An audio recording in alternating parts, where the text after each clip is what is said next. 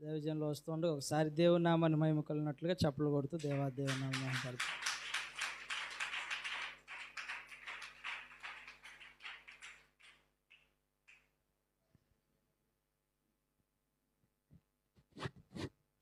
హల్లెలూయా. పిల్లరా, మీ అందరికి వందనాలు. చాలా కాలం తర్వాత దేవుడు ఇక్కడ నిలబెట్టడానికి అవకాశం ఇచ్చారు. సేవకులకి ప్రత్యేకంగా వందనాలు, శుభాలు తెలియజేస్తున్నాను.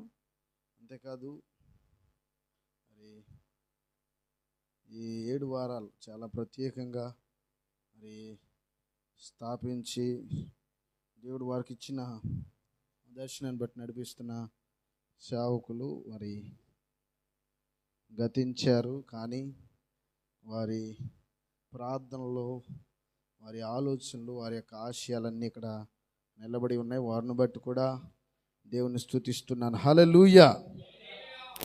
మీ అందరికీ మరొకసారి ప్రభు పేరట శుభాలు, వందనాలు తెలియజేస్తున్నాను. మీరు చక్కగా ఈ ప్రార్థనలో పాల్గొనడం చాలా సంతోషం. ఎందుకంటే కుటుంబాలతో ఈ ప్రార్థనలో పాల్గొనడం మీకు ఆచారము, ఆనవాయితీ అనేది మాత్రం నేను విన్నాను. అయితే రావాలి, అందరూ కూడా కుటుంబాలతో రావాలి, ప్రభు ఇచ్చే మేలులు పొందుకోవాలి. దేవుని పరిశుద్ధ లేఖనాల్లోంచి దేవుడు మనకిచ్చిన ఈ సంవత్సరం ఇచ్చిన వాక్య భాగం నిబంధన. హల్లెలూయా. మీరు నిబంధన అనే పదం చాలా వాడుతూ ఉంటారు. నిబంధన ప్రార్థనలు ఉంటాయి, మీకు అన్నీ ఉంటాయి. నిబంధన అనేది చాలా ప్రత్యేకమైనది.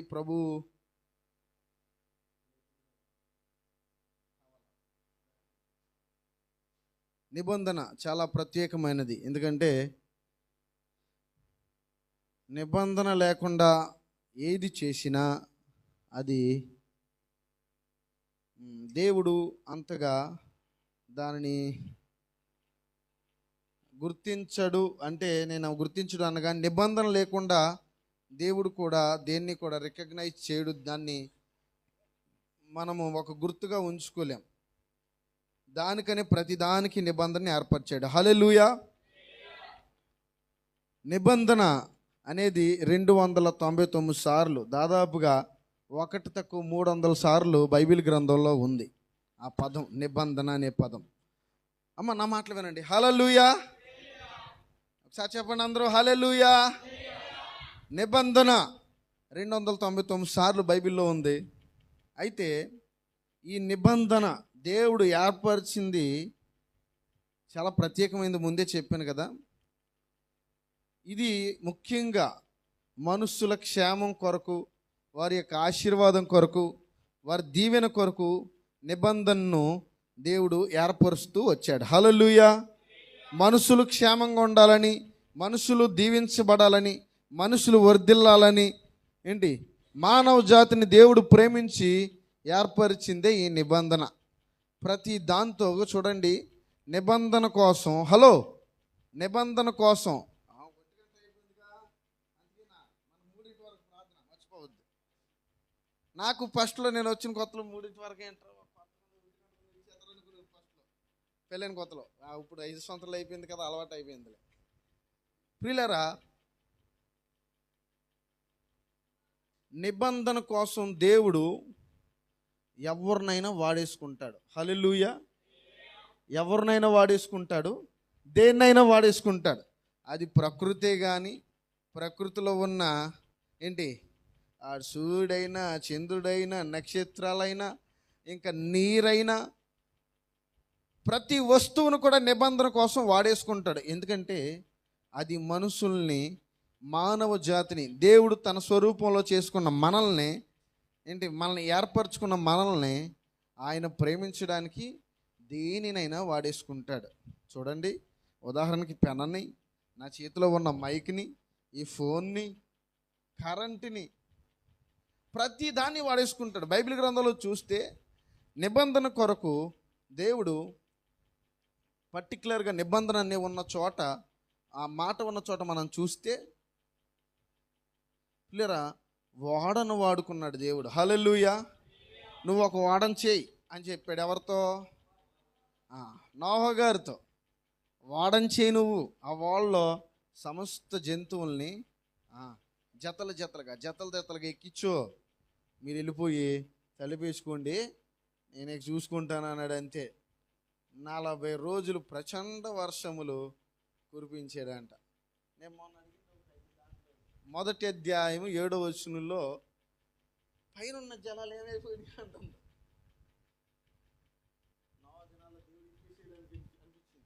అంత వర్షం కురిపించినప్పుడు కూడా ఏంటి, అయినా మానవ జాతిని దేవుడు ప్రేమించి నీతిమంతుడైన నోవాహు నిలబెట్టుకొని ఏంటి ఆయనతో నిబంధన చేశాడు. ఏంటి చూడండి, ప్రకృతితో మనిషి కొరకు ఒక నిబంధన ఏర్పరిచాడు. అది మీకు తెలుసు కదా, పోయిన వారం కూడా మనం జ్ఞాపకం చేసుకున్నాం. నోవాహుతో చేసిన నిబంధన ప్రకృతిని వాడుకొని అదిగో ఒక దాంట్లో ఒక 7 చక్రాల గీతను ఏంటి నేను ఉంచుతాను. దాన్ని చూసినప్పుడల్లా నేను ఇంకెప్పుడు మనుషుల్ని నీటి ద్వారా నాశనం చేయాలని అని చెప్పి ఒక నిబంధన ఏర్పరిచి ఏంటి దానిని రైంబో అన్నారు. తెలుగులో అయితే వేరే పదం ఉంటుంది, నాకు అది వాడటం ఇష్టం లేదు.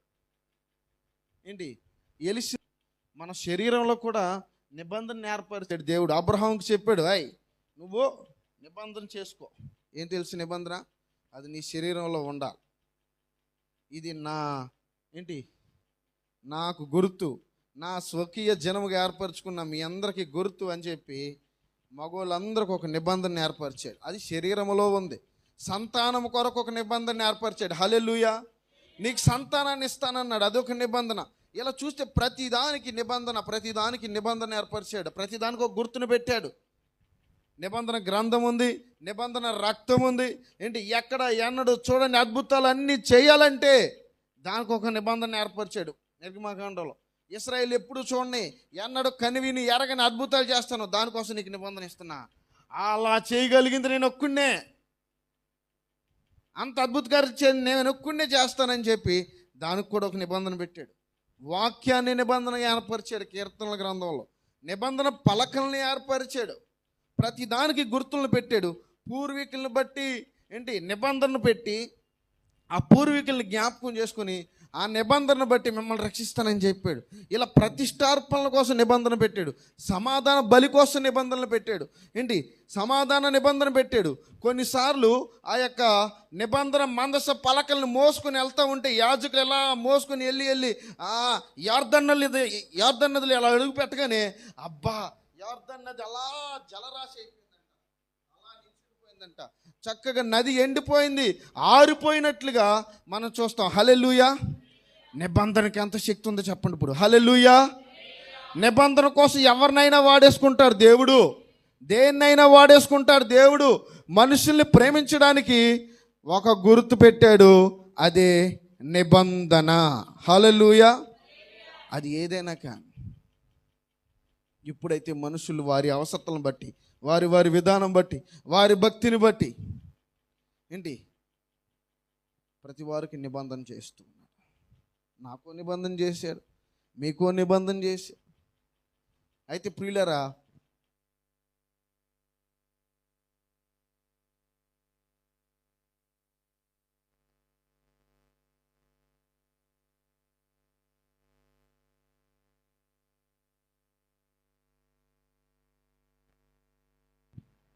ప్రతి దానిలో నిన్ను ప్రేమించాలని ఆయన ఆశపడుతున్నాడు. నన్ను ప్రేమించాలని ఆశపడుతున్నాడు. ఇంకా చెప్పాలంటే నిత్య నిబంధన ఏర్పరిచాడు దేవుడు. హల్లెలూయా. చూడండి, నోవాహుతో అంటాడు ఇది నిత్యం ఉంటుందే అన్నాడు. అబ్రహాముతో అంటాడు నీ సంతానాన్ని ఆశీర్వదిస్తాను, ఇది నిత్యము నిలబడుతుంది అంటాడు. పిల్లరా, దేవుడు అబ్రహాముకు చేసిన నిబంధన, తన సంతానం కొరకు చేసిన నిబంధన ఇస్సాకులో స్థిరపరిచాడు, యాకోబులో స్థిరపరిచాడు. అయితే ఆ నిబంధన ఎప్పుడూ మారిపోలేదు. కానీ నేను ఒక విషయాన్ని చెప్తాను, మీరు చాలా గుర్తుపెట్టుకోండి. చాలా పాయింట్ అవుట్ చేయాలి. మన మాటలు వినండి, రాసుకుని వాళ్ళు రాసుకొని చాలా రెఫరెన్స్లు వస్తాయి నా దగ్గర. ఇప్పుడు దాకా చెప్పిన దానికి ప్రతిదానికి రెఫరెన్స్లు ఉన్నాయి. కానీ ఇప్పుడు చెప్పలేము అన్ని రెఫరెన్స్. దేవుడు ప్రతి వారితో నిబంధన చేసిన దానికి అన్ని కనెక్షన్లు తీసుకెళ్ళి ఎక్కడ పెట్టాడు చెప్పనా? ఎక్కడ పెట్టాడండి? అబ్రహాం గారి దగ్గర పెట్టారు. హల్లెలూయా. ఎందుకని చెప్పనా? అబ్రహాం గారికి నిబంధన చేశాడు, యాకోబులో స్థిరపరిచాడు, ఇస్సాకులో స్థిరపరిచాడు. అందరిలో నేను స్థిరపరుస్తాను, ఇది నిత్యమైన నిబంధనగా ఉంటుంది అన్నాడు. నిబంధన ఎప్పుడు మారిపోలేదు, కానీ నీ భక్తిని బట్టి, నీ పరిస్థితిని బట్టి దానిలో ఉన్న కండిషన్స్ మారుతాయి అంతే. నిబంధన మాత్రం ఒకటే. అందరూ అబ్రహాం గారు ఎదురు చూస్తున్న పునాదులు గలగల పట్టణం కొరకు ఏంటి ఆయన ఎదురు చూశాడు కదా, అందరూ అక్కడికి చేరుకోవాలన్నది మాత్రమే నిబంధన. హల్లెలూయా. అది ఉన్నతమైన నిబంధన. అసలు అంత ప్రయాస దానికోసమే.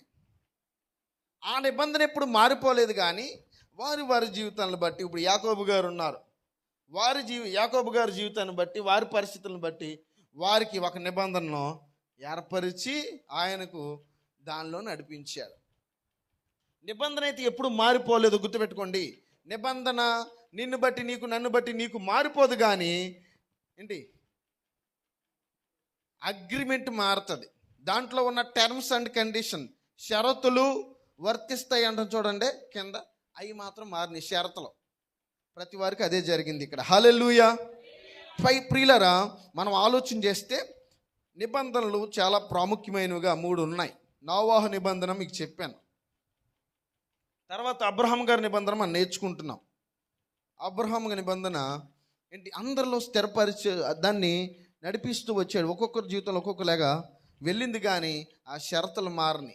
యాకోబు గారి పరిస్థితిని బట్టి యాకోబు గారికి వచ్చింది దీవెన ఏంటి. తర్వాత అలా నడుస్తూ ఏంటి ఇక్కడ మోషే గారి టైం వచ్చింది. నిర్గమాకాండము 19వ అధ్యాయము చదువుదామా? నిర్గమాకాండము 19వ అధ్యాయం 3 నుంచి మొదలు పెడదాం. 3 నుంచి. మోషే దేవుని యొద్దకు ఎక్కిపోవగా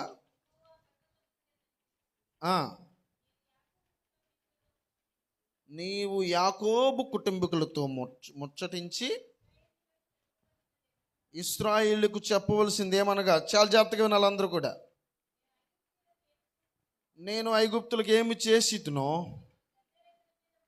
మిమ్మును గెద్ద రెక్కల మీద మోసి నా యొద్దకు మిమ్మును ఎట్లు చేర్చుకుంటునో మీరు చూచితిరి. కాగా మీరు నా మాట శ్రద్ధగా విని నా నిబంధన అనుసరించి నడిచిన ఎడలా, మళ్ళీ ఒకసారి, కాగా మీరు నా మాట శ్రద్ధగా విని నా నిబంధన అనుసరించి నడిచిన ఎడలా,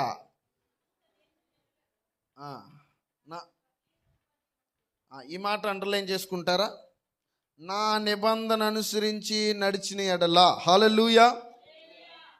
చూశారు, దేవుడు చాలా స్పష్టంగా చెప్తున్నాడు, నా నిబంధన అనుసరించి నడిస్తేనే.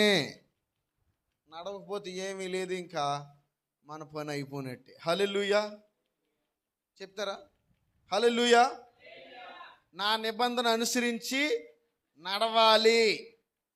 నడవకపోతే నో, నీకేమీ లేదు. అసలు నిబంధన జ్ఞాపకం చేసుకోవడానికి లేదు. ఎందుకంటే నేను నిబంధన పెట్టాను కాబట్టి. చూడండి, నిబంధనలో ఖచ్చితంగా మనం నిలబడాలి, నిబంధన అనుసరించి నడవాలి. నిబంధనలో జీవించకుండా ఎలాగూ ఆయన సొంత జనముగా మనం పిలువబడతాం. చూడండి, అక్కడ ఉన్నారా, నిబంధన అనుసరిస్తేనే నా సొంత జనంగా ఉంటారో అంటారు. చూడండి, నాకు స్వకీయ సంపాద్యమగుదురు, సమస్త దేశ జనులలో నాకు సొంత జనంగా మీరు ఉంటారా అంటున్నాడు. నిబంధన అనుసరిస్తే. ప్రియులారా, నిబంధన అనుసరించకపోతే చెప్పండి, ఒక ఒడంబడిక నిబంధన లేకపోతే నీకు నాకు మనకు సంబంధం లేదంతే. అంత ప్రాముఖ్యమైనది ఈ నిబంధన అనేది. హల్లెలూయా. ఆ నిబంధన ఏంటో మనం జ్ఞాపకం చేసుకుంటే, నిబంధన లేకుండా ఎలా రక్షించబడాలని మనం అనుకుంటాం. నిబంధన లేకుండా ఎలా పోషించబడాలని అనుకుంటావు. నిబంధన లేకుండా దేవుడు ఎలా నిన్ను కాపాడుతాడు అనుకుంటావు. నువ్వు అసలు నిబంధన లేకుండా ఏంటి స్వర్గం చేరాలని, మోక్షం కావాలని ఎలా అనుకుంటాం. దేవుడు అదే మాట్లాడుతున్నాడు ఈరోజు. ప్రతి ఒక్కరికి నిబంధన చేస్తానంటున్నాడు. హల్లెలూయా. చూడండి, ఈ మోషే గారు దేవునితో నిబంధన చేసినప్పుడు దేవుడు ఏర్పరిచిన నిబంధనను ఆయన చెప్తా ఉన్నాడు. కిందకి వెళ్దామా? సమస్త భూమియు నాదే కదా, మీరు యాజక రూపమైన రాజ్యముగాను పరిశుద్ధమైన జనముగాను ఉందురని చెప్పుము. హల్లెలూయా. నిబంధన ఏంటి తెలుసా? నిబంధన మీరు యాజక రూపమైన రాజ్యంగా ఉంటారో, పరిశుద్ధమైన జనముగా ఉంటారో, ఇదే ఆయన చేస్తున్న నిబంధన. ఇక్కడ ప్రతి వారితో కిందకి మనం చదువుకుంటా వెళ్తే యాజకులుగా దేవుడు చేస్తానని చెప్పాడు కదా. హల్లెలూయా. యాజకులుగా చేస్తానన్నాడు. ఎవరిని? ఇశ్రాయేలు అందరూ. మామూలుగా చెప్పాలంటే యాజకత్వం అనేది ఎవరికి ఉంది చెప్పండి? లేవి వంశానికి ఉంది. మామూలుగా చెప్పాలంటే ఇక్కడ ఎవరికి ఉంది యాజకత్వం? ఆయనకు ఉంది, లేకపోతే నాకుంది, లేకపోతే ఇంకా సేవకులకు ఉంది. కానీ దేవుడు అది కోరుకుంటలేదు. దేవుని నిబంధన ఏంటో మీరు ఈరోజు స్పష్టంగా తెలుసుకొని పోతున్నారు. దేవుని నిబంధన ఏంటో తెలుసా? మనం కింద చదివితే ఉంటుంది. డాయ్ నువ్వు చక్కగా వెళ్ళి అందరినీ లైన్లో పెట్టేసి అంటాడు. మోషే తిరిగి వెళ్ళి ప్రజల మాటలను యెహోవాకు తెలియజేసెను. మోషే వచ్చి ఆజ్ఞాపించింది ఏంటి తెలుసా? ఒకసారి ఇంకా కిందకి చదవండి, 9వ వచనం నుంచి.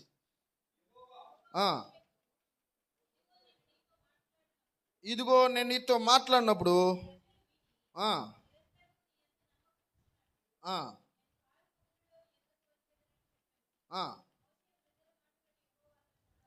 నీవు ప్రజల యొద్దకు వెళ్ళి నేడును రేపును వారిని పరిశుద్ధపరచుము.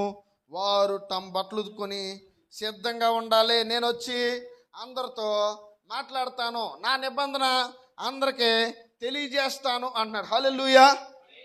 మోషేతో కుడితే కాదంట. మోషే నువ్వు వెళ్ళి వాళ్ళని సిద్ధంగా ఉంచమను, వాళ్ళని సిద్ధం చేయి, రెడీగా ఉండమను, వాళ్ళకు కూడా నా నిబంధన ఏంటో నేను తెలియజేయాలి అన్నాడు. హల్లెలూయా. చూడండి, దేవుడు అందరితో నిబంధన చేస్తానంటున్నాడు. యాజకులమైన మాతోనే కాదు, యాజకుడైన లేవి వంశస్థులతోనూ, అహరోను మోషేలతోనూ, లేదా మీ సేవకులతోనూ, నాతోనూ, లేదా వెనకలున్న సేవకులతో కాదు, ప్రతి ఒక్కరితో వ్యక్తిగతంగా నిబంధనను చేస్తానన్నాడు. హల్లెలూయా చెప్పండి. నువ్వు ఈరోజు ప్రార్థన చేసింది ఏం తెలుసా? దేవా నాతో ఏ నిబంధన చేస్తున్నావు? వ్యక్తిగతంగా నాతో నిబంధన చేస్తానంటున్నావుగా. అక్కడ అంటాడు మోషే, నువ్వేంటి మాట్లాడేది? నువ్వు వెళ్ళి జనాలను సిద్ధపరచు, నడుము కట్టుకొని సిద్ధంగా ఉండమాను, పరిశుద్ధ జనంగా నాకు ఉండాలంటే బారులు తీరు ఉండమాను, నేను వచ్చి మబ్బులోంచి అందరితో మాట్లాడతా అని దేవుడు ఆశపడతా ఉంటే, ఈ స్వకీయ సంపాద్యంగా చేసుకుందాం అనుకున్న ఈ జనాలు ఏం చేస్తున్నారు తెలుసా? మనకెందుకులే, చక్కగా కొండ ఆవిడెక్కుతాడు, ఆ కొండ చుట్టూరు ఏమొస్తున్నాయంటే భయంకరమైన అగ్ని ఉంది, మంటలు వస్తున్నాయి, దేవుని ప్రసన్నత, దేవుని మహిమ తాళలేక అక్కడ ఆ కొండంతా ఏంటి చాలా రకంగా ఉంది, చాలా భయంకరంగా ఉంది. మనం కొండ ఎక్కలేలే, కానీ మోసే వచ్చి మనకు చెప్తాలే, మనం ఈ లోపు ఏం చేద్దామంటే తాగి తందనాలు ఆడదాం అనుకుంటున్నారు. హల్లెలూయా. అక్కడ జనాలు అదే చేస్తున్నారు. మోసే వస్తాళ్లే, మోసే చెప్తాళ్లే, మోసే ఇంకా రావట్లేదా అని ఎదురు చూసి మాకు దేవుడు లేడు కానీ మేమే దేవుడు తయారు చేసుకుందాం అనుకొని, పిల్లరా వారు నిబంధనని కూడా ఇస్తానని చెప్పినా సరే దానికోసం వెయిట్ చేయకుండా చూడండి ఏం చేస్తున్నారంటే, ఒక దూడని చేసుకొని ఆ దూడ ఎదురుగా వెళ్ళి డీజేలు పెట్టుకొని డ్యాన్స్లు వేస్తున్నారు. డీజేలు పెట్టి డ్యాన్స్లు వేసుకుంటా నువ్వే మా దేవుడివి అని దూడతో చెప్తున్నారంట. చూడండి ఎంత భయంకరమో. హల్లెలూయా. దేవుడేమో అన్నాడు, అబ్బా మిమ్మల్ని అందరినీ యాజకులుగా చేస్తాను. చూడండి, కొత్త నిబంధనలో ఉంటుందా? మీరు యాజకులుగా ఉంటారు. పేతురు పత్రికలో ఉంటుంది చూడండి. ఏంటి, ప్రతి వారిని యాజక రూపంగా చేస్తాడు. ఏంటి, ప్రియమైన పిల్లలుగా దేవుడు పిలుస్తాడు. అది తెరవద్దు, తర్వాత విందాం. హల్లెలూయా. యాజకులుగా చేస్తానని దేవుడు అంటే ప్రత్యేకంగా వ్యక్తిగతంగా ఎవరితో నిబంధన చేస్తానంటే వీరు మాత్రం నిబంధనను వదిలిపెట్టేశారు. ఇండివిజువల్గా ఎవరికి వారికి నిబంధన చేస్తానంటే వీళ్ళు మాత్రం పక్కకి తొలగిపోయారు. వాళ్ళ ఇష్టానుసారంగా మోషే కోసం వెయిట్ చేయకుండా ఏంటి చాలా రకరకాలుగా వారు ఏం చేశారు చూడండి. కింద ఏంటి చాలా డ్యాన్సులు ఆడుకుంటున్నారు. ఇంకా చెప్పాలంటే నగ్నంగా నృత్యాలు చేస్తున్నారంట కింద.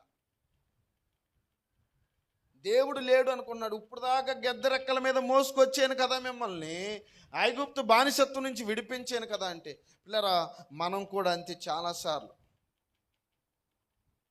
ఇప్పుడు దాకా దేవుడు చేసిన మేళ్ళన్నీ మర్చిపోయి, నిబంధన మర్చిపోయి, దేవుడు నిబంధన చేస్తానన్నా సరే దాన్ని పట్టించుకోకుండా, నిబంధన ఇచ్చినా దాన్ని మనం గ్రహింపులోకి రాకుండా ఏం చేస్తామంటే దేవుణ్ణి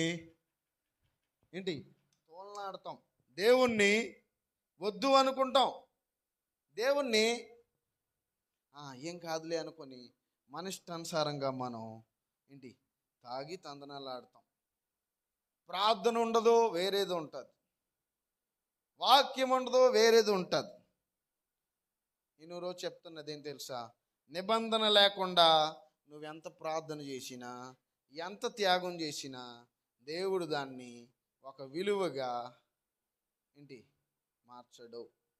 విలువ ఉండదు దానికి. ఎందుకంటే చేస్తావంటే దానికి విలువ ఉండదు. 10కి 10 మార్కులు ఇవ్వాలా, 10కి 1 మార్క్ ఇవ్వాలా?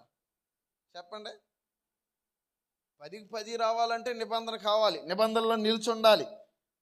మోసే దేవుణ్ణి కలిసి వస్తానంటే వీళ్ళు మాత్రం కలవరంట, దేవుణ్ణి కలవరంట. మనం కూడా అంతే. మీకు ప్రార్థన చేయండి, మీరు చేయండి అంటే దేవుడు మా కోసం ఏం చెప్పాడని సేవకుల మీదకి వస్తారు, సేవకుల మీద ఆధారపడతారు. సేవకుల మీద ఆధారపడటం తప్పు అని నేను చెప్పట్లేదు, కానీ దేవుడు మీకు ఇచ్చిన నిబంధన ఏమైంది? దేవుడు నీకు ఇచ్చాడు కదా, నీ కుటుంబానికి ఇచ్చాడు కదా, నిన్ను ప్రేమించి నీకు ఇచ్చిన ఈ నిబంధన ఏమైపోయింది? చూడండి, నోవాహుతో నిబంధన చేసాడు, ఎవరిని నాశనం చేయను, అందరినీ హ్యాపీగా ఉంచుతానని.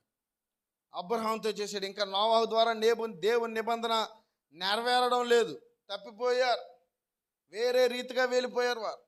మళ్ళీ దేవుడు ఎదురు చూసి చాలా కాలం తర్వాత ఎవరిని ఏర్పరచుకున్నాడు? అబ్రహాం గారిని ఏర్పరచుకున్నాడు. అబ్రహాంని ఏర్పరచుకొని నీ సంతాన సోడిక ఇస్కరేణులాగా, ఆకాశంలో నక్షత్రాలాగా ఫుల్గా చేస్తున్నాను. ఏమైపోయిందంటే అబ్రహాం గారు బాగానే ఉన్నారు, అంతా బాగానే ఉంది, కానీ ఇంకా తర్వాత ఆయన నిబంధన మారలేదు, కానీ పాటించే మనుషులు తప్పిపోయారు. ప్రతిసారి ఆ టర్మ్స్ అండ్ కండిషన్స్, షరతులు, విధులు, నియమాలు మారుస్తూనే వస్తూ ఉన్నాడు. అబ్బా ఇది పాటించలేకపోతున్నారు, ఈ టర్మ్స్ అండ్ కండిషన్ తీసేయి, ఇంకా నా ప్రేమను చూపించు అనుకుంటానే ప్రభు వస్తానే ఉన్నాడు. చూడండి, అందుకనే మోషే గారితో అంటాడు అదే అధ్యాయంలో, ఇగో నేను అబ్రహాంతో చెప్పాను, మొత్తం భూమి అంతా ఇచ్చేస్తాను నీకు, నువ్వు ఎక్కడ అడుగు పెడితే అక్కడ ఇస్తాను అన్న టర్మ్స్ని, ఆ కండిషన్స్ని, ఆ షరతుల్ని వీళ్ళు చేయలేకపోతున్నారు. అందుకని ఏమన్నాడంటే, నేను నియమాలు పెడతా, నువ్వు పాటిస్తే నీ హ్యాపీగా నువ్వు నిబంధన అనుసరించావా, నీకు నిత్య జీవం ఇస్తానన్న. అందుకని చక్కగా మోషే గారిని ఏం చేశాడంటే 10 ఆజ్ఞలు రాసి, చూడండి, నియమాలతో కూడిన నిబంధనలు పెట్టాడు. హల్లెలూయా. నియమాలతో నిబంధన పెట్టాడు. అబ్రహాముకి అన్నీ ఫ్రీగా ఇస్తానన్నాడు, కానీ మనిషి వినలేదు. అబ్బా దేవుడు తండ్రి బిడ్డలాగా ఉందామో, నువ్వు నా బిడ్డవే, నేను నీకు తండ్రిగా ఉంటాను అంటే మనిషి తన యొక్క దురాశల కోసం, తన సొంత లాభం కోసం మనము దేవుడికి దూరం అయిపోయాం. ఇంకా దేవుడు ప్రేమించి సర్లే ఆయన పాటించలేకపోతే 10 పాటించు బావా అని చెప్పి 10 ఇచ్చాడు. అయ్యన్నా పాటిస్తున్నారా అంటే మన వల్ల కాదు అనుకున్నాడు. మోషే ప్రజల కోసం ఎంత దేవుడిని బతులాడాడు తెలుసా? ఒకరోజు చూడండి, అక్కడ దేవుడు, మోషే ఏం చేస్తాం కానీ ఈ ప్రజలు మాట వింటలేదు, కానీ వీళ్ళందరినీ ఒకేసారి చంపేస్తాం. ఏమన్నాడు? ప్రజలు నిబంధన పాటించలేకపోతున్నారు, నిచ్చిన నిబంధన చేయలేకపోతున్నారు. నేను నిబంధన చేద్దామన్నా నా దగ్గర రావట్లేదు కదా, వీళ్ళందరినీ ఏం చేద్దాం? మోషే బ్రతిమలాడాడు, ప్రభువా నువ్వు ఇప్పుడు దాకా తీసుకొచ్చింది, నువ్వు ఐగుప్తు నుంచి తీసుకొచ్చింది అంతా వృధా అయిపోద్ది నాయన. అన్ని జనులందరూ నువ్వు గొప్ప దేవుడు అని అనుకుంటున్నారు కదా, అదంతా ఉత్తిదే అనుకుంటారు. నువ్వు చంపితే నన్నన్నా చంపే, కానీ జనాలను మాత్రం ఏం చేయొద్దు అంటే దేవుడు కోపం చల్లార్చుకుని, దేవుడు మోషే కొరకు ఏంటి, మోషే దేవుణ్ణి బతులాడాడు కాబట్టి మోషేని బట్టి ఇశ్రాయేలీల్ని సంహరించకుండా ఆగాడు. అందుకనే చూడండి, మోషేని ఏమంటాడు తెలుసా? ఈయన నా ఇల్లంతట్లో అబ్బా ఎంత గొప్ప దేవుడు, ఎంత గొప్ప దేవుడు అండి. మోషే ప్రార్థన చేసినప్పుడు తన జనానందరినీ రక్షించాడు. సేవకుడు ప్రార్థన చేసినప్పుడు ఏంటి, జనాల్ని రక్షించడానికి, ఏంటి ప్రజల్ని రక్షించడానికి, సంఘాన్ని రక్షించడానికి దేవుడు సంసిద్ధంగా ఉన్నాడు. కానీ సంఘం వ్యక్తిగతంగా ఏంటి ఎవరికి వారు కుటుంబాలుగా నిబంధన అనుసరించండి అయ్యా అంటే అబ్బా ఒక్కరు కూడా పాటించట్లేదని దేవుడికి చాలా కోపం వచ్చేసింది. వాళ్ళు అనుసరించకపోగా ఇంకా భయంకరమైన పిచ్చి పిచ్చి పనులు చేస్తా, పిచ్చి పిచ్చి చేష్టలు చేస్తూ ఉండేటప్పటికి దేవుడికి చాలా చిరాకు వచ్చింది. చూడండి, ఈ అబ్రహాము నిబంధన, అబ్రహాంతో చేసిన ఆ నిబంధన మోషే వరకు కూడా రాలేదు. జనాలు చేయట్లేదు, ఇశ్రాయేలు అందరూ తప్పిపోయి ఉన్నారు. అందుకని ఏమైపోయారు తెలుసాలు? కానాను చేరలేక, ఎక్కడికక్కడ కానాను చేరలేక అరణ్యములోనే, ఎడారిలోనే, మార్గ మధ్యలోనే వారు ఏమైపోయారండి? ఎక్కడికక్కడ చనిపోతూ ఉన్నారు.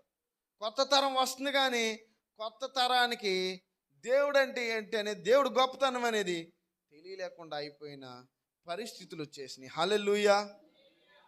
చూడండి, తర్వాత దేవుడు ఇంకా తగ్గి ఏం చేశాడంటే ఈ నిబంధనలు కూడా పాటించలేకపోతున్నారని చెప్పి మరొక నిబంధన ఇచ్చాడు. ఆ నిబంధన ఏంటో చూద్దామా?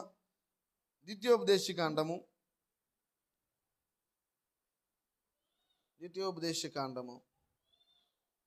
6వ అధ్యాయం 4-5 వచనాలు. ఇశ్రాయేలు వినుము, మన దేవుడైన యెహోవా, అద్వితీయుడగు యెహోవా, నీ పూర్ణ హృదయముతోనూ, నీ పూర్ణ ఆత్మతోనూ, నీ పూర్ణ శక్తితోనూ నీ దేవుడైన యెహోవాను ప్రేమింపవలెను. హల్లెలూయా. ఇది గొప్ప ఆజ్ఞ. మరలా ఎన్ని వద్దులే కానీ మీరు చేయలేకపోతున్నారు. ఏది 10 ఆజ్ఞలు కూడా చేయలేకపోతున్నారు. ఏ నిబంధన చేయలేకపోతున్నారు ఎందుకు మీరు అనుకొని, ఇంకా అబ్బా ఎన్నొద్దు కానీ మీరు మాత్రం నీకున్న మనసు, నీకున్న జ్ఞానం, నీకున్న శక్తి, నీకున్న బలం, నీకున్న హృదయం అంతటితో నీ దేవుడైన యెహోవాను ఏం చేయాలి? ప్రేమించాలి.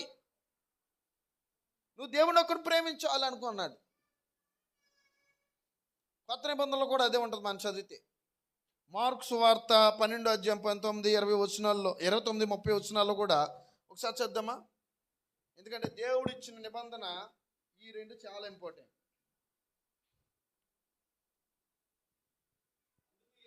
అందుకు యేసు ప్రధానమైనది ఏదనగా, ఓ ఇశ్రాయేలు వినుము, మన దేవుడైన ప్రభువు, అద్వితీయ ప్రభువు, నీవు నీ పూర్ణ హృదయముతోను, నీ పూర్ణ ఆత్మతోను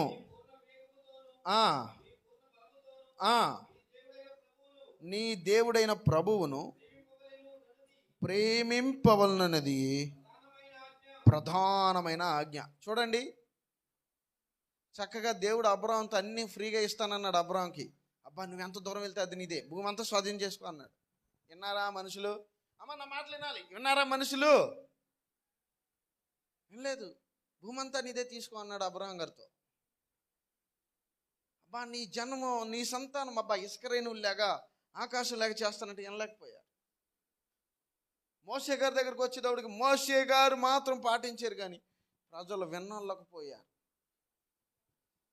వారి కోసం దేవుడేమో నిబంధనను నెరవేర్చడానికి, వారితో ఉన్న ఒడంబడికను సంసిద్ధం చేయడానికి, దాన్ని రెడీ చేయడానికి ఏం చేశాడంటే అసలు ఎప్పుడు ఎన్నడూ చేయలేని గొప్ప గొప్ప కార్యాలు చేశాడు. అవన్నీ మీకు తెలుసు.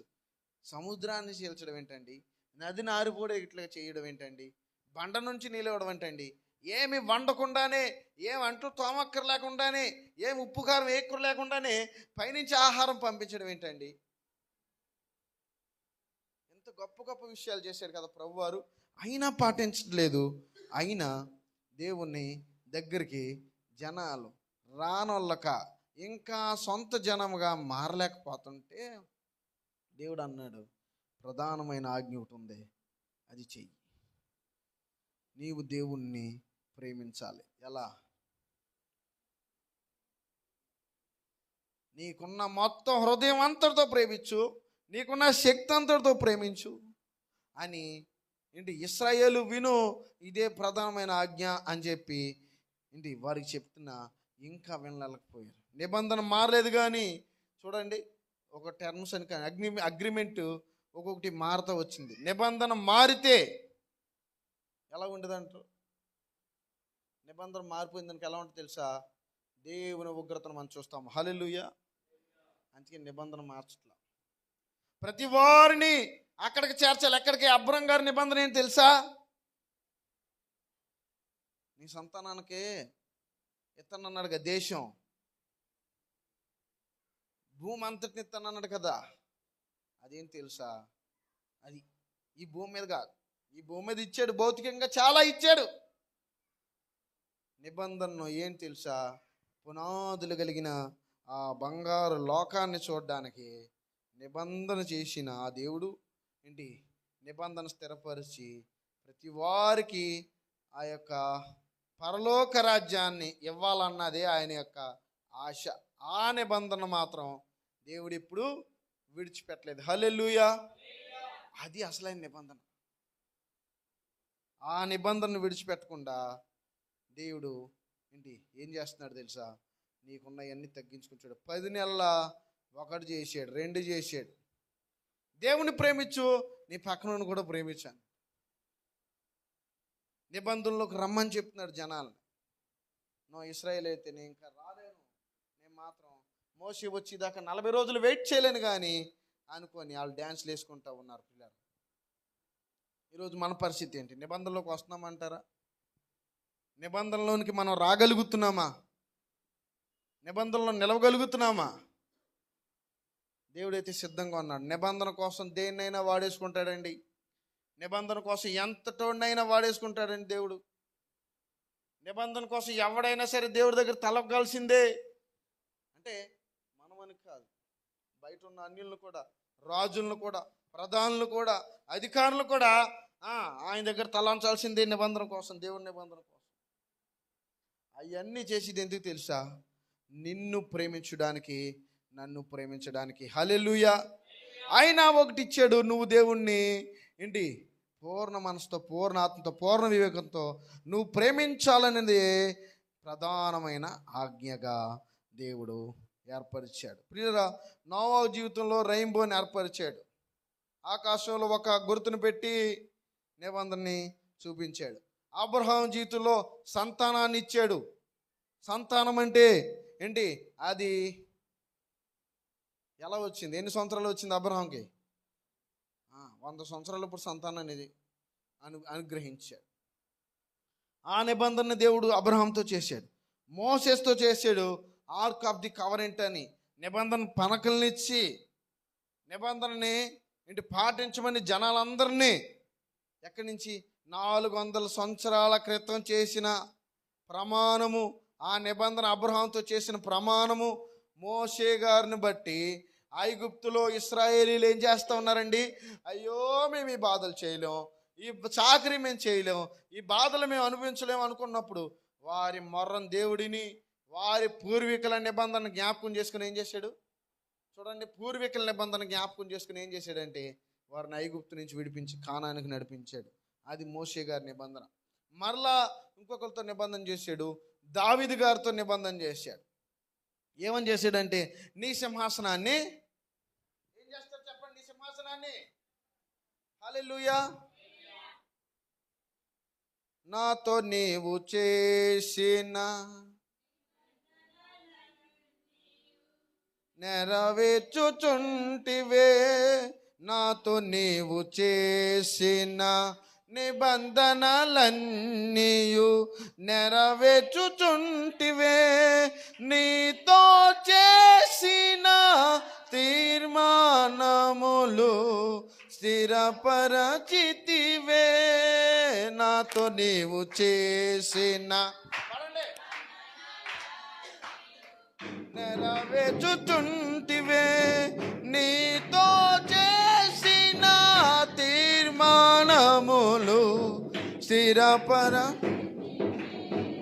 అందుకే ఈ స్తుతిగణ మహిమల్ స్తోత్రాంజలి, అందుకే ఈ స్తుతిగణ మహిమల స్తోత్రాంజలి, ఆశ్రయ దుర్గమా నా యేసయ్యా, నవజీవన మార్గమునా నన్ను నడిపించుమా, ఊహించలేనే నీ కృపలేని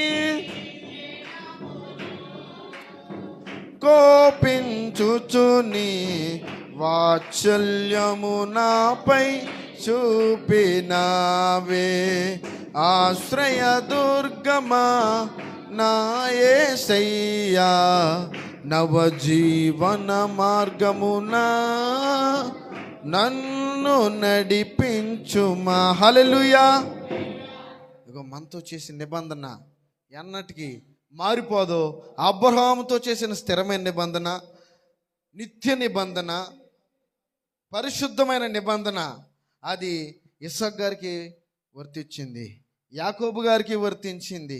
వారు సంతానం ఇజ్రాయేలుగా ఉన్న 12 గోత్రకర్తలకి ఏంటి వచ్చింది. తర్వాత తర్వాత తర్వాత తర్వాత ఇశ్రాయేలుకి వచ్చింది.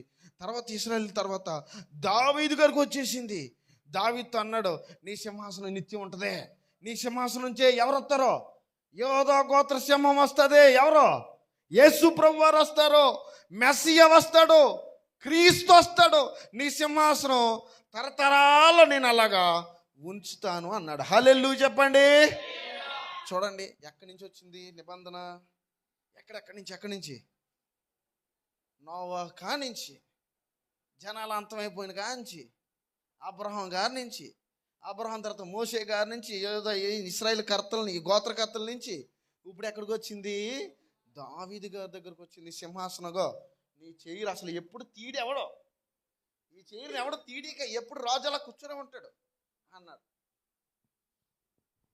నిజంగానే దావీదు గారి పరిపాలన అలా సాగింది. దాంట్లోంచే మెస్సియా వస్తాడని, ఆ సింహాసనంలోంచే ఏంటి ప్రపంచాన్ని ఏలబోయే, ప్రపంచాన్ని తలకిందులు చేసేవాడు వస్తాడని దావీదు గారికి ఇచ్చిన ఆ నిబంధన క్రీస్తులో నెరవేరింది. చప్పలు కొట్టండి అందరూ కూడా, హల్లెలూయా. దేవుడు అనాది కాలం నుంచి ఎదురు చూస్తున్న ఆ నిబంధన ఏం తెలుసా, ఏంటి ఇక ఇదంతా అవ్వట్లేదు, 10 ఆజ్ఞలు ఇచ్చిన అవ్వట్లేదు, ఒకరినొకరు ప్రేమించుకున్న అవ్వట్లేదు అని చెప్పి దేవుడు ఒక నిబంధన చేసుకున్నాడు. ఏం తెలుసా, కుమారుడైన ప్రభువారిని, యేసుక్రీస్తు ప్రభువారిని ఏమన్నాడంటే, బాబు వీళ్ళ వాళ్ళ మనుషుల వల్ల అవ్వలేదు, కానీ మనుషులతో అవ్వదు, కానీ నువ్వేం చేస్తావంటే నువ్వే భూలోకానికి వెళ్ళు, నువ్వే మనిషి రూపిగా మారు, నువ్వే ఆజ్ఞలని నెరవేర్చు, మీరే అంత చేయండి అని చెప్పి దేవుడే నిబంధన చేసుకున్నాడు కుమారుడు.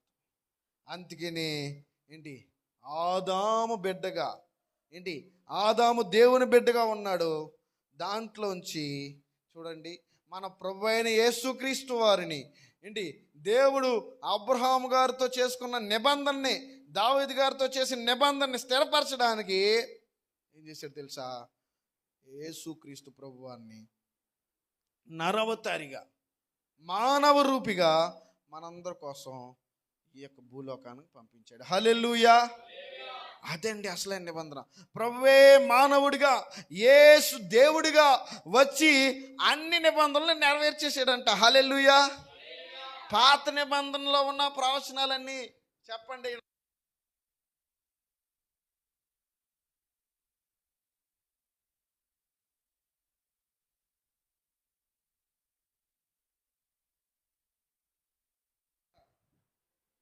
కొట్టేసాడా? నెరవేర్చాడా? నెరవేర్చాడు. హల్లెలూయా. ఏం చేశాడు? కొంతమంది మరి కొట్టేసాడు అంటున్నారేంటి? అది కూడా అదే. కొట్టేసాడంటే అట్లన్నిటిని లేకుండా చేసాడు అని అర్థం.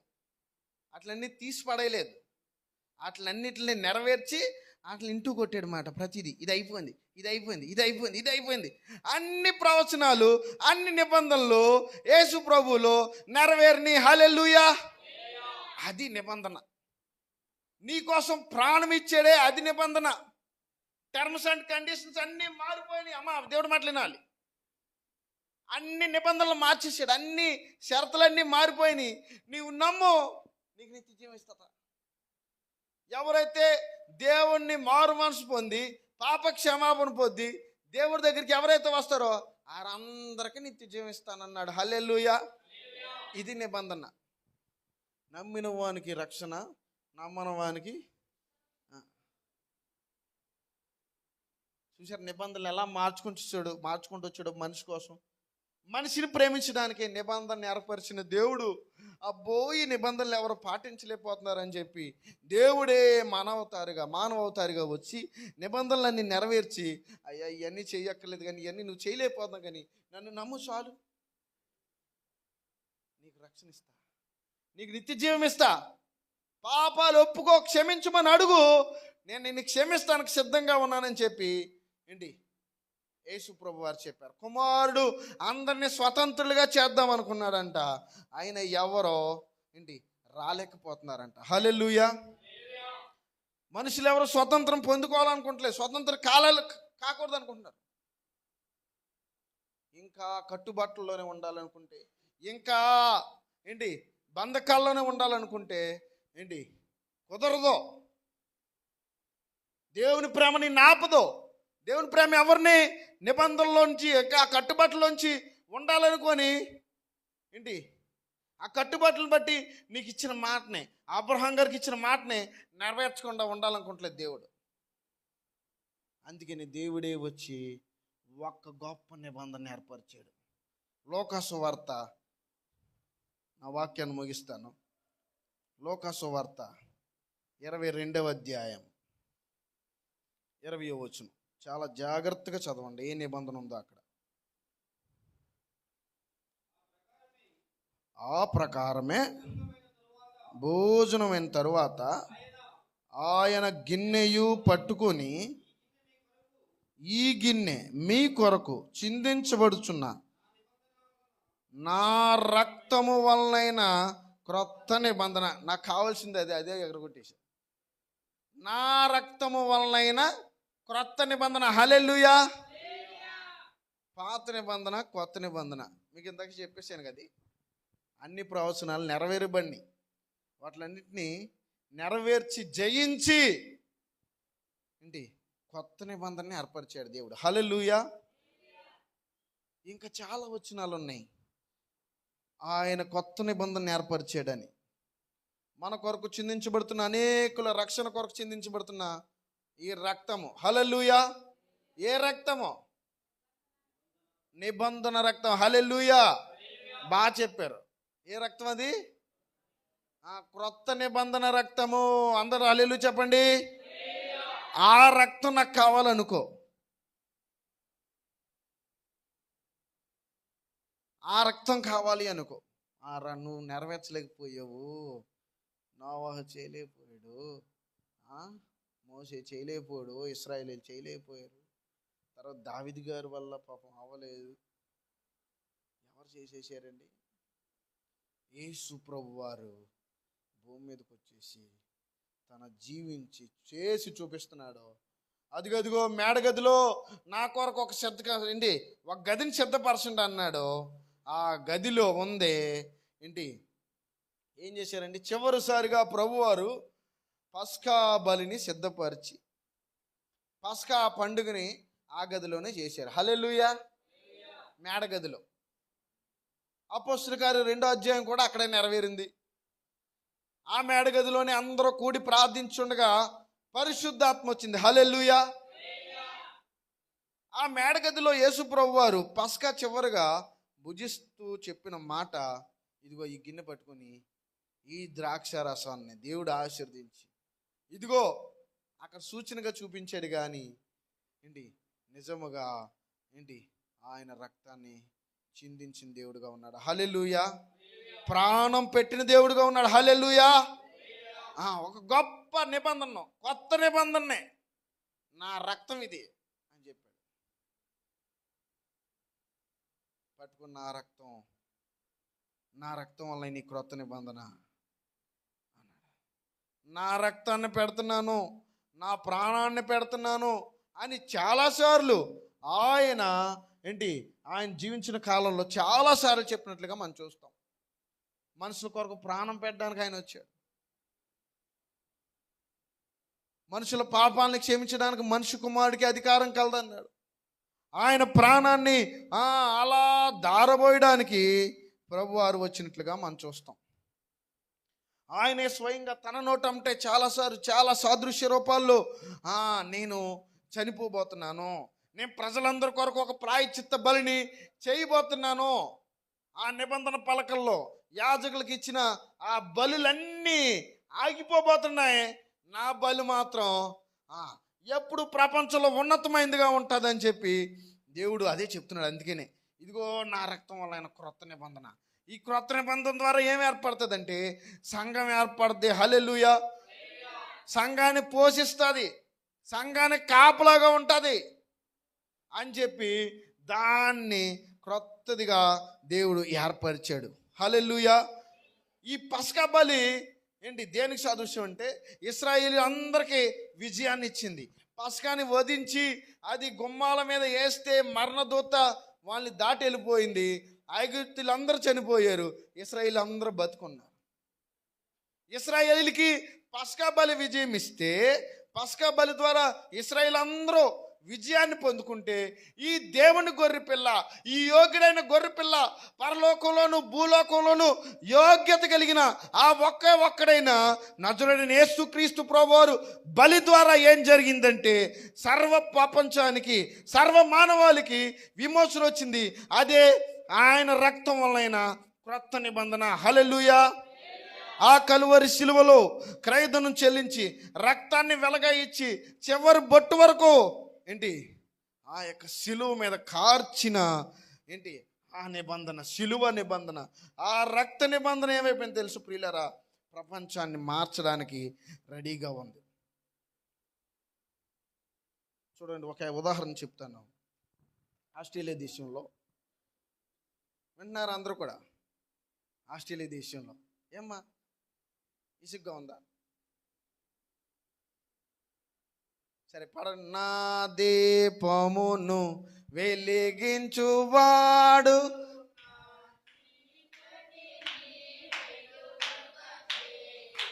నా దీపమును వెలిగించువాడు నా చీకటిని వెలుగుగా చేయున్.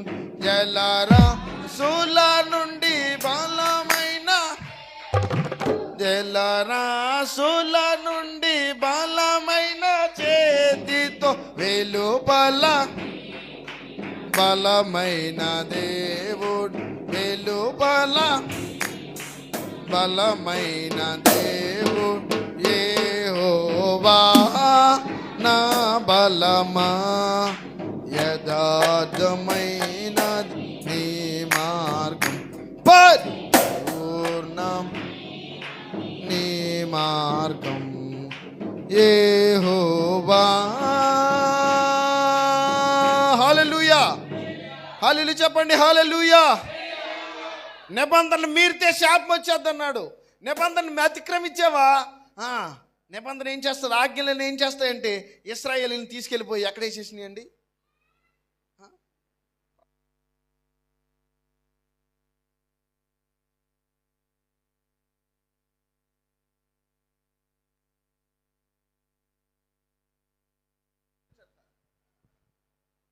అయితే వాటిలన్నిట్లో ఎన్నొద్దు, మీ అందరికి ప్రతిగా, మీ అందరి కోసం నేను ఒక్కని చచ్చిపోతాను అన్నారు. మీ అందరి కోసం నేను ఒక్కని చచ్చిపోతే ఏం కాదులే, నేను చచ్చిపోతానని చెప్పి అందరి కోసం ఒకరు చనిపోయారు. చూడండి, ఆస్ట్రేలియాలో ఈ జేమ్స్ హారిసన్ అనే వ్యక్తి ఉన్నాడు. మామూలు ఒకసారి మీరు చూస్తే ఆయనకు కూడా అది కూడా అర్థమవుతుంది. ఈయన 1100 సార్లు తన యొక్క రక్తాన్ని దానం చేసిన వ్యక్తి. హల్లెలూయా. 1100 సార్లు. ఎందుకని తెలుసా?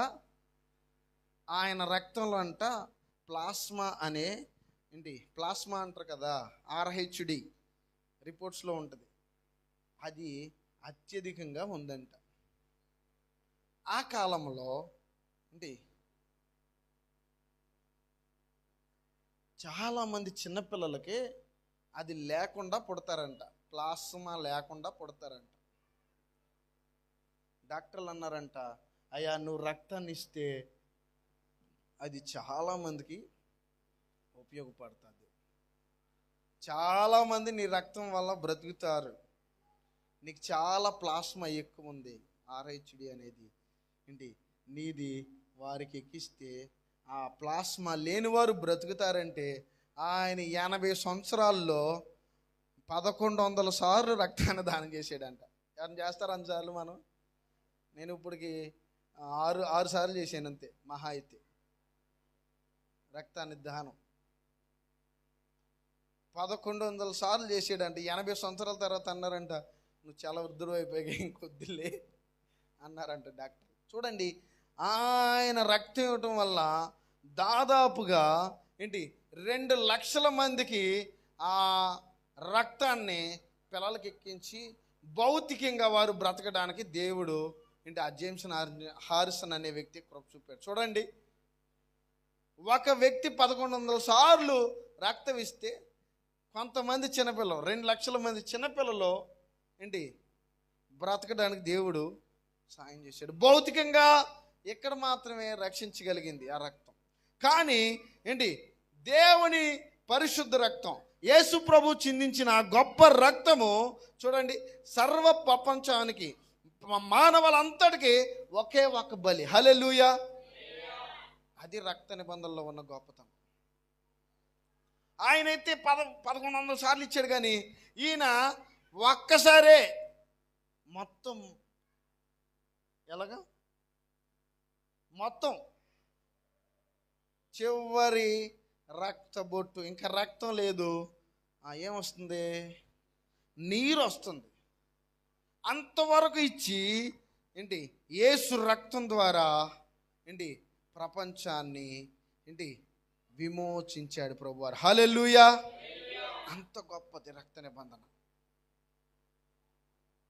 ఎవ్వరిలోనూ జరగని దేవుని ఆశ, దేవుని కోరిక ఎలా నెరవేరిందంటే ప్రభువారు చేసిన రక్త నిబంధన ద్వారా జరిగింది. ఆ రక్త నిబంధనలోనికి నువ్వు రావాలి, ఆ రక్త నిబంధనలోకి నీ కుటుంబం రావాలి. ఆ రక్తాన్ని నా పైన, నా కుటుంబం మీద, నా సంఘం మీద ప్రోక్షించండి అయ్యా అనాలి. చూడండి, నాకు ఈ సమయంలో ఇప్పుడే గుర్తొచ్చింది ఒక పాట, అది చాలా ఇష్టం నాకు. ఆ పాట ఏం పాట అది చెప్పండి ఎవరైనా? నాన్నగారు పాడతారు ఆ పాట. యేసు రక్తం మాపై ఉన్నది, యేసు నామం మాతో ఉన్న. నాకు ఇప్పుడు దాకా గుర్తు రాల, ఆయన వెనకాల చూసి ఆ పాట గుర్తొచ్చింది, ఆయన రాసిన పాట. యేసు రక్తం మన మీద ప్రోక్షించబడాలి, యేసు రక్తం మనందరి మీద ఉండాలి.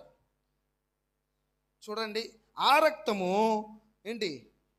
ఏమైందంటే సమస్త ప్రపంచాన్ని మానవాల్ని విమోచించడం కాక ఇంకా ఏమేం చేసింది తెలుసా? చాలా చేసింది ఆ రక్తం. మనం చదివితే మనం నేర్చుకుంటే చాలా విషయాలు ఉంటాయి, కానీ సమయం లేదు ఇక్కడ. మొదటి యోహాను పత్రిక 1వ అధ్యాయము చదువుతారు ఒకసారి, చివరికి వచ్చాం. 1 యోహాను పత్రిక.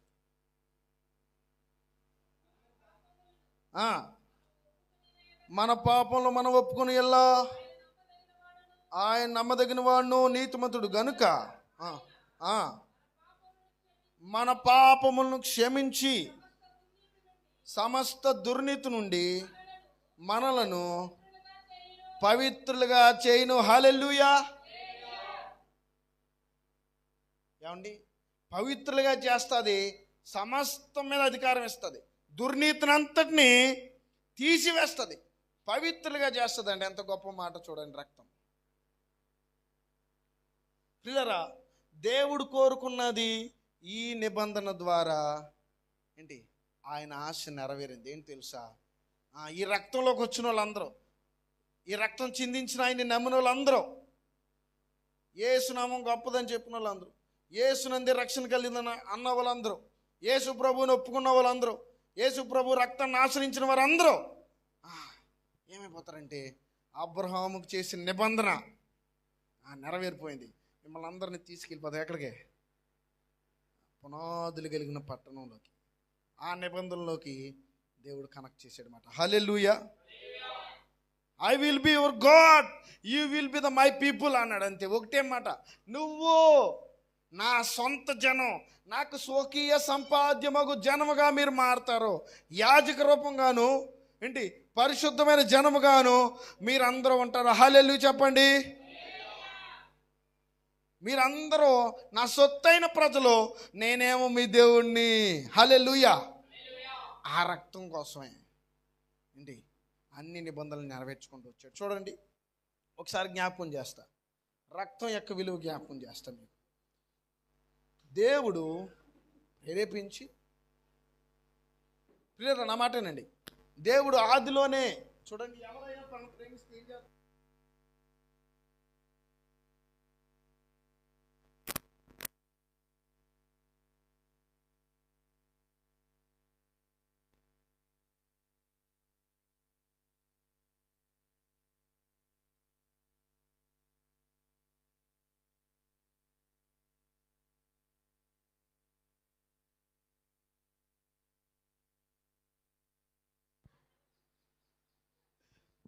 ఏమైంది? రక్తంతో రాసిన పెన్నతో కాదు. ప్రేమించుకుంటే ఎవడైనా రక్తం చిందిస్తాడు. ఆ ప్రేమ కలువరిశీల్లో కనిపిస్తుంది. కొంచెం కాదు, ఎంత రక్తం కాదు, చివరి వరకు ఇచ్చేసాడు రక్తాన్ని. హల్లెలూయా. కొంచెం రక్తం ఇస్తే కొంచెం ప్రేమ ఉన్నట్టు. చూడండి,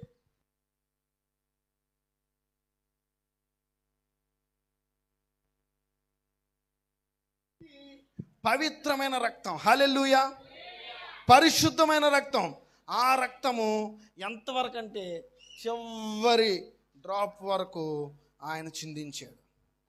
దాని ద్వారా ఆయన ఇచ్చిన నిబంధనని నెరవేర్చుకున్నారు. చూడండి, అందుకే నేను చెప్తాను, రక్తాన్ని ఎంత గొప్పగా దేవుడు బైబిల్ గ్రంథంలో ఉంచాడంటే, ఆదాము అవ్వలు కూడా పాపం చేసినప్పుడు ఏం చేశాడండి? నేను ముగించబోతున్నాను. ఆదాము అవ్వలు పాపం చేసినప్పుడు ఏం చేశాడంటే, ప్రతిగా ఏంటి గొర్రె పిల్లను బధించి, గొర్రె పిల్లని ఇచ్చి ఏంటి ఆ గొర్రె పిల్ల చర్మపు చొక్కాయిన వాళ్ళకి తొడిగించాడు. కయ్యేను హేబేలు విషయంలో ఏం జరిగింది? హేబేలు ఏం చేశాడు? రక్తాన్ని చిందించి అర్పణ ఇచ్చాడు. ఆ అర్పణ దేవుడు గైకొన్నాడు. రక్తానికి ఉన్న వాల్యూ చూడండి, రక్తానికి ఉన్న వాల్యూ. ప్రతి దానిలో రక్తం పోతే మనం ఉంటామంటారా? ఊరినే మనం ప్రాణం పోయిందిరా అంటారు, ప్రాణం పోయిందా అంటారు. పిల్లరా, రక్తముకున్న వాల్యూ అలాంటిది మాట. ఈ యేసు ప్రభు రక్తంలో అదే ఉంది. స్వస్థత ఉంది, విడుదల ఉంది, విమోచన ఉంది, అధికారం ఉంది, పాపాన్ని క్షమించే అధికారం ఉంది. ఏంటి? యేసు ప్రభు రక్తంలో దురాత్మల మీద శక్తి కూడా ఉంది. హల్లెలూయా. అందుకని ఆయన రక్తాన్ని చిందించడం ద్వారా ఏంటి మొత్తం అన్ని జయించేసాడండి ఒకేసారి. హల్లెలూయా. నిబంధన చెప్పాను ఫస్ట్ నుంచి ఉన్న టర్మ్స్ అండ్ కండిషన్స్ అండి 100 నిబంధనలు పెట్టాడు, 100 నియమాలు పెట్టాడు. ఆ నియమాలన్నీ పోయినాయి. నువ్వు ఎప్పుడైతే రక్తాన్ని ఆశ్రయిస్తావో దేవుని రక్తం నీకు కాపుదలుగా ఉంటుంది. హల్లెలూయా, హల్లెలూయా. హెబ్రీ పత్రిక 10వ అధ్యాయము, హెబ్రీ పత్రిక 10వ అధ్యాయం 29వ వచనం. ఇట్లుండగా దేవుని కుమారుని పాదములతో తొక్కి అన్న ఒకసారి నేను చదువుతాను. తాను పరిశుద్ధపరచబట్టుకై సాధనమైన నిబంధన రక్తమును అపవిత్రమైనదిగా ఎంచి కృపకు మూలమగు ఆత్మను తిరస్కరించిన వాడు ఎంత ఎక్కువైన దండనకు పాత్రుడుగా ఎంచబడునని మీకు తోచును. మీకు అర్థమైందా ఈ వాక్యం? ఎవరికైనా నేను చెప్తే నేను అందరూ నా వైపు చూడండి. హల్లెలూయా.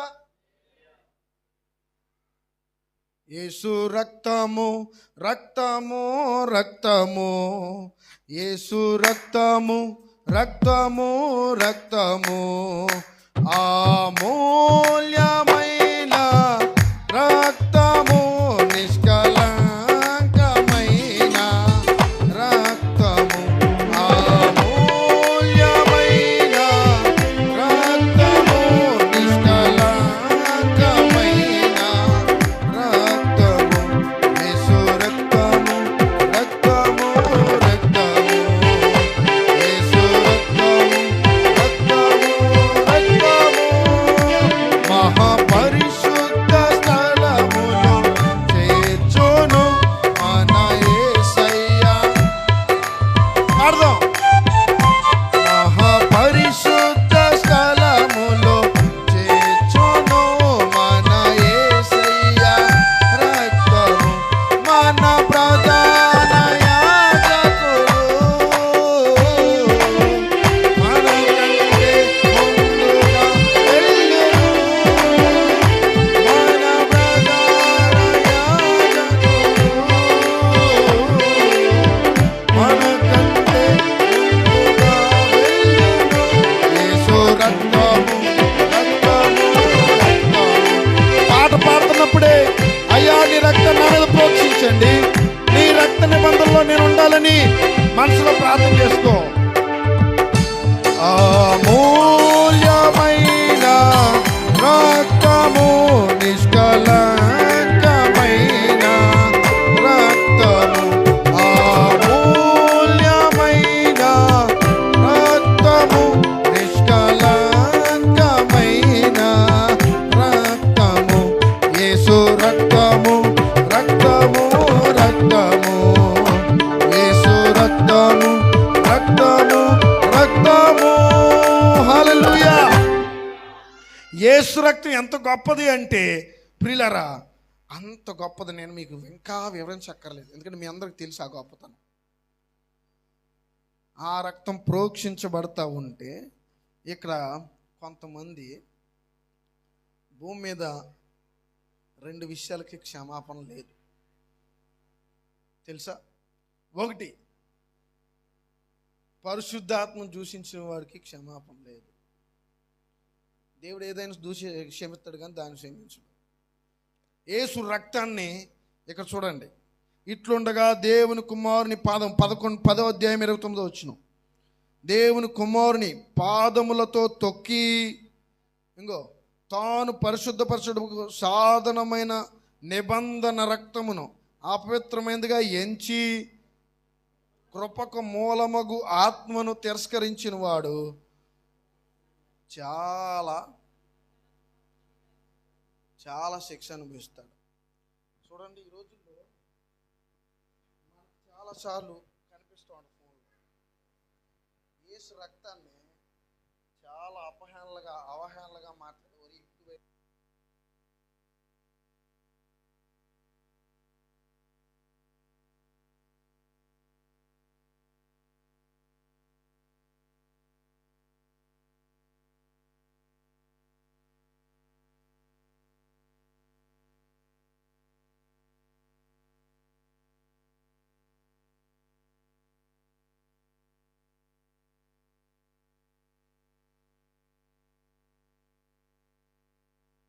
నీకు ఉపయోగపడే, నిన్ను పరిశుద్ధపరిచే ఆ రక్తాన్ని, నిబంధన రక్తం చూడండి, తాను పరిశుద్ధపరచబడుటకు సాధనమైన నిబంధన రక్తమును అపవిత్రమైనదిగా ఎంచి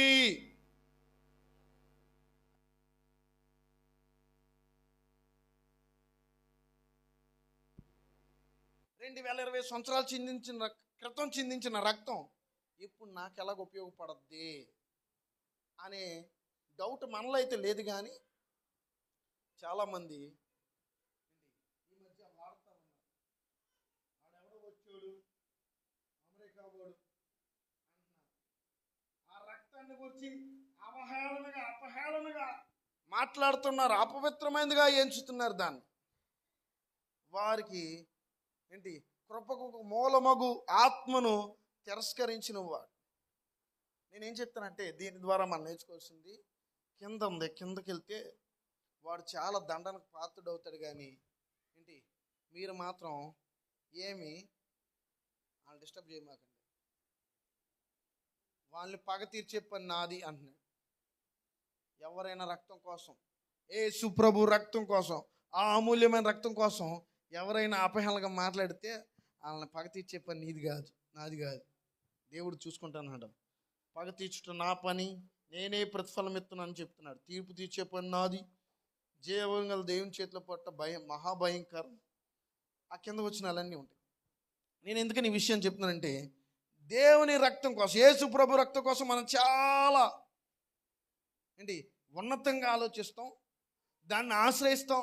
అది నా మీద ఉండాలి, నా కుటుంబం మీద ఉండాలి, నా గ్రామం మీద ఉండాలి, నా సంఘం మీద ఉండాలి అనుకుంటాం. కానీ ఇక్కడేమో చాలామంది దాన్ని ఆహ్వానం చేస్తున్నారు, చాలామంది దాన్ని ఎక్కిరిస్తున్నారు. అప్పుడెప్పుడు ఆరు చచ్చిపోతే చెక్కల మీద ఇది మనకి ఎందుకు అంటున్నారు అన్నారు. ఆ మాటలు వినలేదా మీరు? వాటి కోసం మీరు బాధపడక్కర్లా, వాటి కోసం మీరు డిస్కరేజ్ అవ్వక్కర్లా, వాటి కోసం నిరాశపడక్కర్లేదు. మన ప్రభు రక్తం ఎప్పటికీ సజీవమైనది. హల్లెలూయా. మన ప్రభు రక్తం ఎప్పటికైనా శక్తి కలిగిందే, ఎప్పటికైనా రోగాలకు స్వస్థతనిచ్చేదే, ఎప్పటికైనా నిన్ను విమోచించేదే, ఎప్పటికైనా నీకోసం ఆ రక్తము ఎప్పటికైనా నీకోసం పనిచేస్తూ ఉంటుంది. ఎప్పటికైనా సరే నిన్ను చక్కగా కాపాడేదే ఆ రక్తం. హల్లెలూయా. ఎప్పుడైనా సరే ఆ భూమి పుట్టిన మొదలుకొని సూర్యుడు ఉన్నంతకాలము అది కొనియాడబడతానే ఉండాలి. హల్లెలూయా చెప్పండి. యేసు రక్తమే చేయమని చెప్పండి. మరొకసారి ఎవడేమన్నా పడుచుకోవద్దు యేసు రక్తం కోసం. ఇంకా చాలా ఉదాహరణలు ఉన్నాయి. ఆ నిబంధన పలకల మీదే, ఆ కలువరి కొండ, ఇది కొండ అయితే కింద నిబంధన పలకలు ఉన్నాయంట, మోసే పలకల కింద ఉన్నాయంట, పైన సిలువ వేయబడిందంట. ఆ ప్రభు రక్తం ఈ నిబంధన పలకల మీద కారిందంట. శాస్త్రవేత్తలు చెప్తున్నారు. ఇవన్నీ చాలా ఆధారాలు ఉన్నాయి, నేను అవన్నీ చెప్పదలుచుకోలేదు. కానీ ఆ రక్తాన్ని ఎవరైనా అపహరణ చేసినా నువ్వు వాడితో గొడవ పెట్టుకో, ప్రభువుని ఎవరైనా చులకనగా మాట్లాడినా నువ్వు గొడవ పెట్టుకోకు. పగ తీర్చే పని దేవుడు చూసుకుంటాడో. కానీ నువ్వు మాత్రం దేవుని రక్తాన్ని ఆశ్రయించు. 12:24 హెబ్రీ పత్రిక, అది కూడా చదువుదాం. కొత్త నిబంధనకు మధ్యవర్తి అయిన యేసునొద్దకును హేబేలు కంటే మరి శ్రేష్టమగు తీసారా పలుకు ప్రోక్షణ రక్తమునకు మీరు వచ్చి ఉన్నారు. చూసారా, కొత్త నిబంధనకి మధ్యవర్తి. హల్లెలూయా. ఈ కొత్త నిబంధన ఏర్పరిచింది ఆయనే. అసలు కొత్త నిబంధన వచ్చింది ఆయన ద్వారా. హేబేలు కన్నా గొప్ప రక్తం, నీకన్నా నాకన్నా గొప్ప రక్తం. ఆ రక్తాన్ని ఆశ్రయిస్తే ఏదైనా సరే కిందకి వెళ్ళిపోవాల్సింది, ఏదైనా సరే దాని తర్వాతే ఇంకొక వచనం చదువుదాం, ముగిస్తాం. హెబ్రీ పత్రిక 13వ అధ్యాయం 20వ వచనం.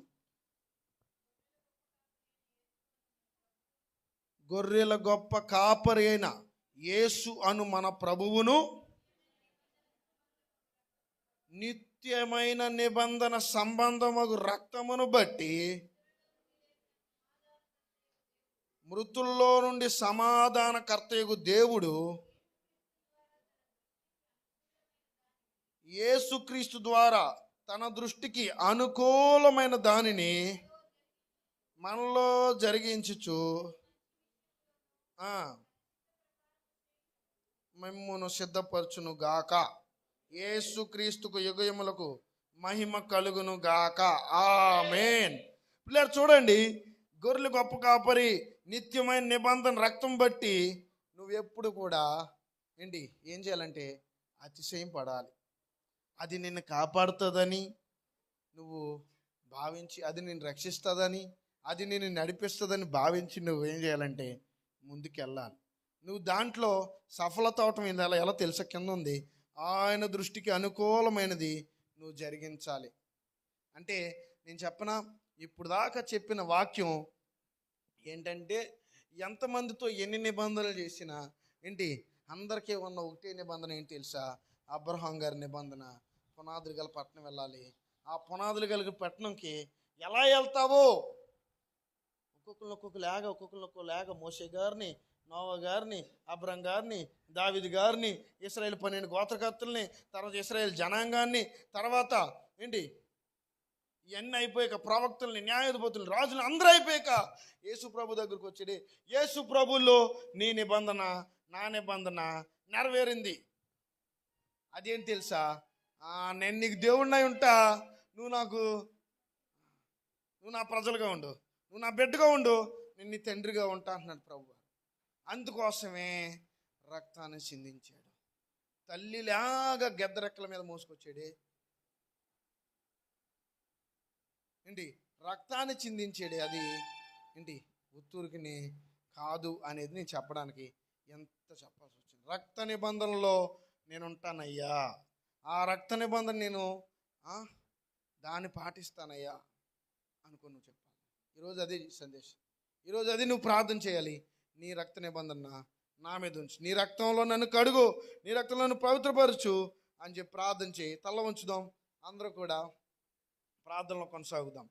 హల్లెలూయా, హల్లెలూయా. దేవుడిచ్చిన వర్తమానాన్ని బట్టి నీవేదైతే విన్నావో, ఏదైతే నీకు అర్థమైందో దాని కొరకు నువ్వు ప్రార్థన చేయాల్సిన సమయం ఇది. అందరూ మోకరించి తల్ల వంచి, దేవా నీ నిబంధనలో నన్ను జ్ఞాపకం చేసుకోండి. నీ రక్త నిబంధన, నీ నిత్య నిబంధన నాతో ఉంచయ్యా. ఎంత గొప్ప రక్తం అయినా మా కోసం ప్రాణం పెట్టిన దేవుడు కదయ్యా.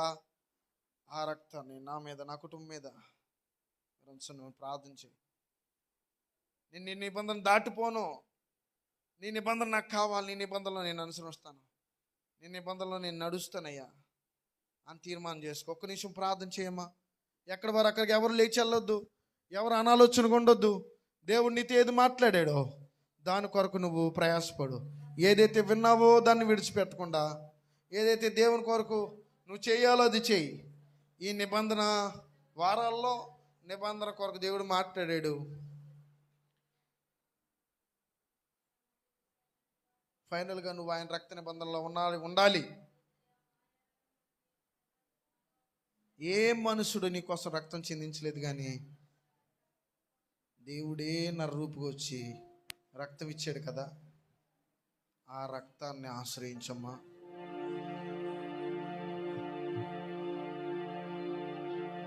రక్త నిబంధనలో నాయన నేను కూడా నా హస్తం ఉంచుతున్నాను, నేను కూడా నా హృదయాన్ని ఉంచుతున్నాను. నేను ఎప్పుడు నిబంధన తప్పునయ్యా. సేవకులు చేసే నిబంధనతో నేను ఉంటాను. ఆయన ప్రతి ఒక్కరితో ఇండివిజువల్గా మాట్లాడాలనుకున్నాడు, కానీ ఆ జనమైతే సహకరించలేదు తెలుసా. బారులు తీరి నడుముని సిద్ధపరచుకొని దాన్ని నడుని కట్టుకొని చక్కగా నించోమన్నాడు, కానీ పవిత్ర జనంగా చేస్తానన్నాడు. కానీ ఇశ్రాయేల్ అయితే వినలేదు. ఎందుకు నేను చేయాలంటలేదు, కానీ నేనే భూమి మీదకి వచ్చేస్తాను అనుకున్నాడు ప్రభువా. దేవుడు నేనే భూమి మీదకి వెళ్ళిపోతాను అనుకున్నాడు. వచ్చి మనందరి కోసం సింహాసనం విడిచిపెట్టి సిలువను ఎక్కాడయ్యా. రక్తములో ఉన్న గొప్పతనం ఏంటి తెలుసుకున్నావు కదా. రక్తం మనిషిని బ్రతికిస్తుంది, భౌతికంగా ఈ రక్తం బ్రతికిస్తుంది, కానీ యేసు ప్రభు రక్తం అయితే పరలోకాన్ని చేర్చేంత వరకు నేను విడిచిపెట్టదమ్మా. అదే నిబంధన. ఆ నిబంధనలోకి నువ్వు రావాలి, ఆ నిబంధనలో కుటుంబాలు రావాలి, బిడ్డలు రావాలి, మన సంఘం అంతా రావాలి. హల్లెలూయా, హల్లెలూయా. నాయన నీ నిబంధన నాతో ఉంచు. నేను నిబంధన చేస్తున్నాను, నీ నిబంధనలో ఉంటాను. నీ నిబంధన నాకు కావాలయ్యా.